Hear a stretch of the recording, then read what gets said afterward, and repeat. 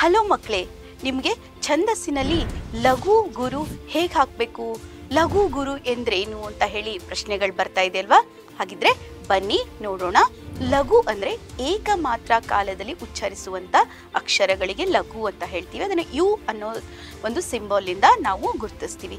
ಹಾಗೆಯೇ ಗುರು ಅಂದರೆ ದ್ವಿಮಾತ್ರ ಕಾಲ ಅಥವಾ ಅದಕ್ಕಿಂತ ಹೆಚ್ಚಿನ ಮಾತ್ರಾ ಕಾಲದಲ್ಲಿ ಉಚ್ಚಾರ ಮಾಡುವಂಥ ಸ್ವರಗಳನ್ನು ಅಥವಾ ಅಕ್ಷರಗಳನ್ನು ನಾವು ಏನಂತ ಹೇಳ್ತೀವಿ ಅಂದರೆ ಗುರು ಅಂತ ಹೇಳ್ತೀವಿ.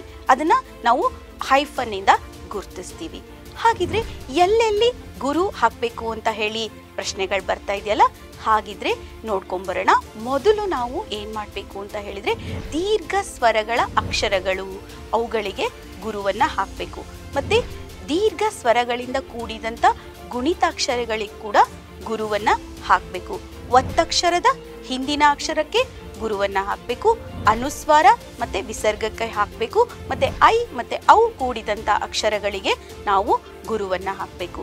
ಇದೆಲ್ಲ ಬಿಟ್ಟು ನಾವೇನು ಮಾಡಬೇಕು ಅಂತ ಹೇಳಿದರೆ, ನಾವು ಭಾಮಿನಿ ಷಟ್ಪದಿ ಅಥವಾ ಷಟ್ಪದಿಯಲ್ಲಿ ಬಂದಂಥ 3ನೇ ಲೈನು ಅಥವಾ 6ನೇ ಲೈನಿನ ಕೊನೆಯ ಅಕ್ಷರ ಲಘುವಾಗಿದ್ರೂ ಕೂಡ ಗುರು ಹಾಕಬೇಕು. ಹಾಗೆಯೇ ನಾವೇನು ಮಾಡಬೇಕು ಅಂತ ಹೇಳಿದರೆ, ಇವುಗಳನ್ನು ಬಿಟ್ಟು ಬಂದಂಥ ಎಲ್ಲ ಅಕ್ಷರಗಳಿಗೆ ಲಘು ಹಾಕಬೇಕು.